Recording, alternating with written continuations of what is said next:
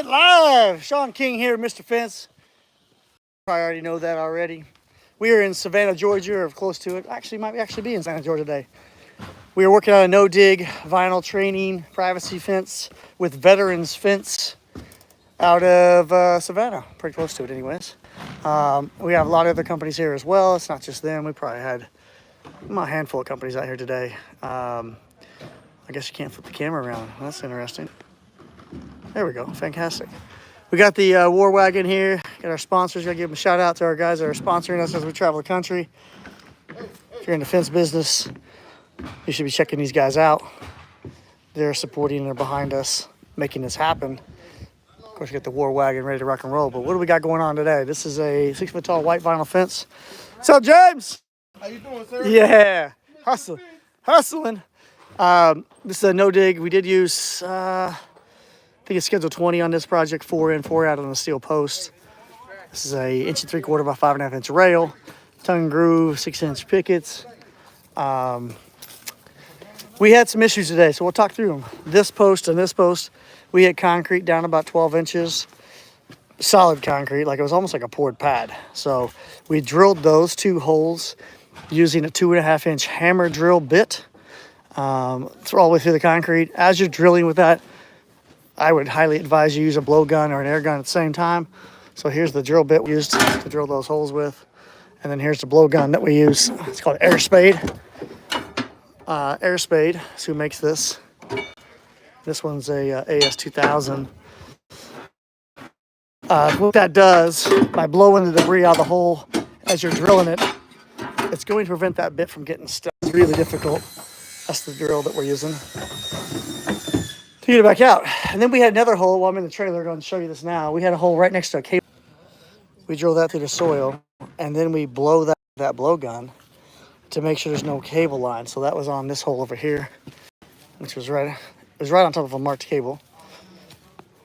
So we drilled it first with this, and then blew out the dirt, and then carefully pounded the post, and we're able to pound that in there without any damage, decreasing our chances. We did use king nuts today, so if you guys haven't seen that, that's these.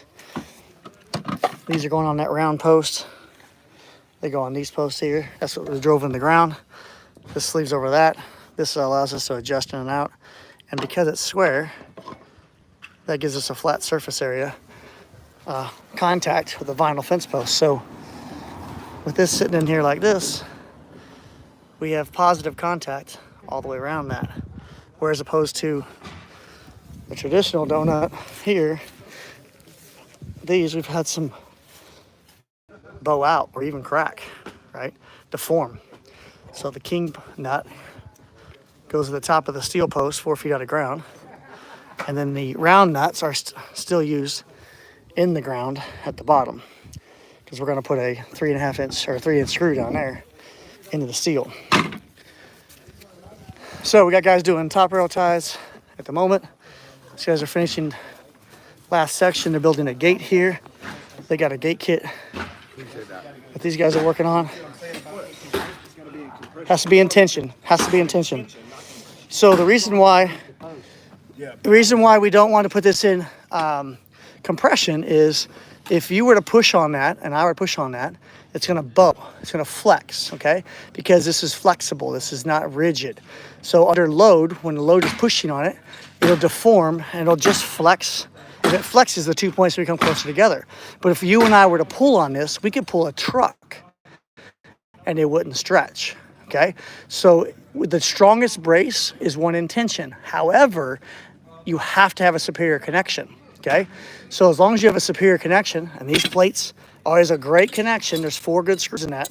So right here, guys, so this is a superior connection. It's a great connection. So we have a good connection.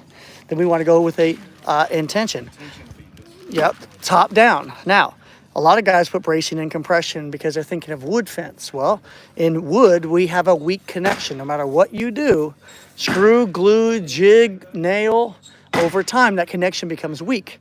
So we compress, we put the bracing and compression where the gate's pushing down on the brace, okay?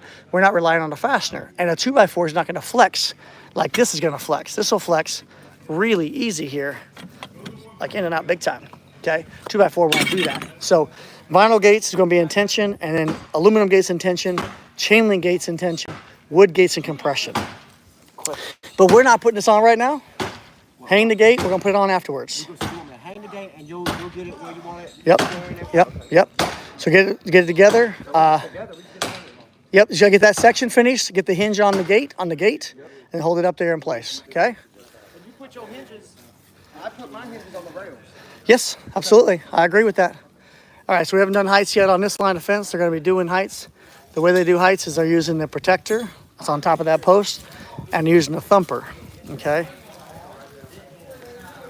The protector allows them to use that large thumper.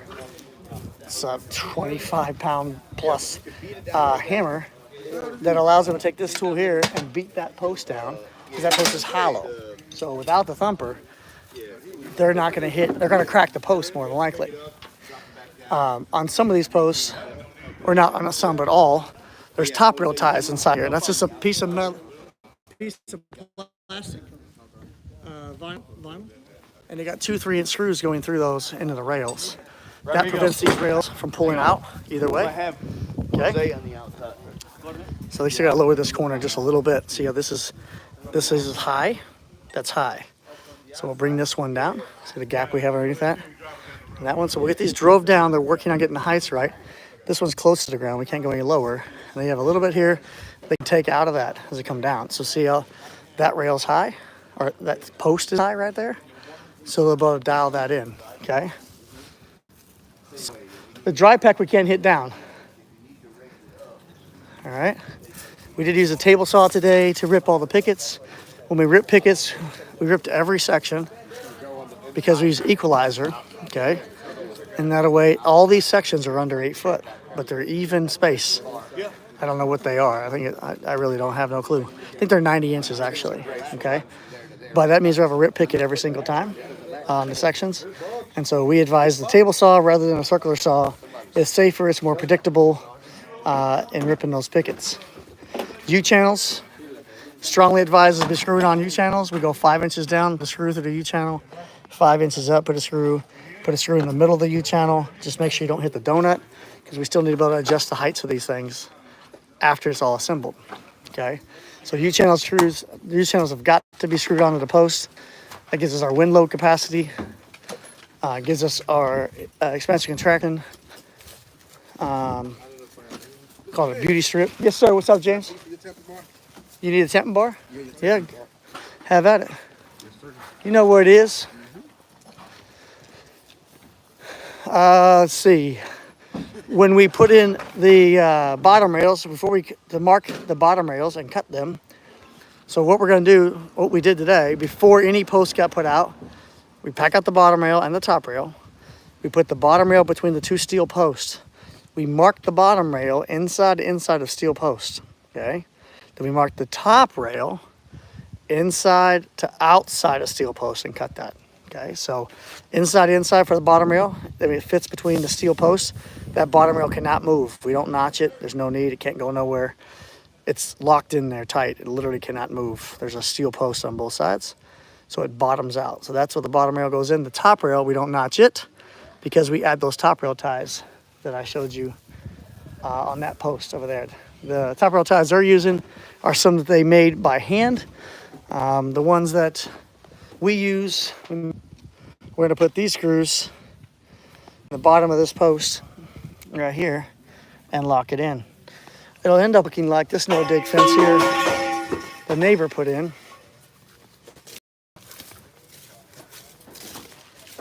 You see that screw down there? If you look closely, you'll see it down there. But this is a no-dig vinyl fence that was installed.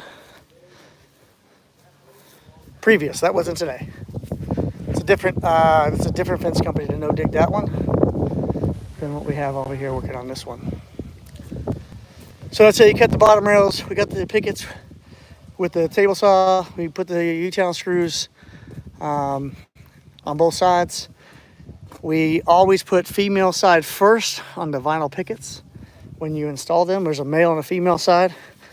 Females go first, we know that. Mama taught us that. Mom and Dad. So female side first and the U-channel first. Then you build from the downhill side up. Then we rip the male side off. We should have a nice tight fit.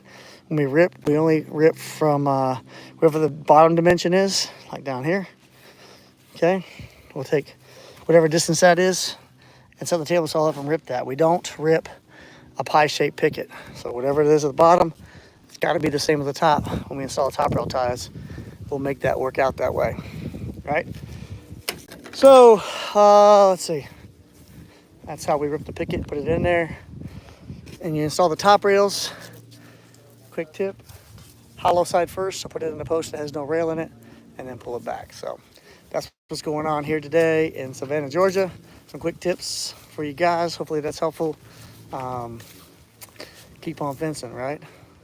Living the dream.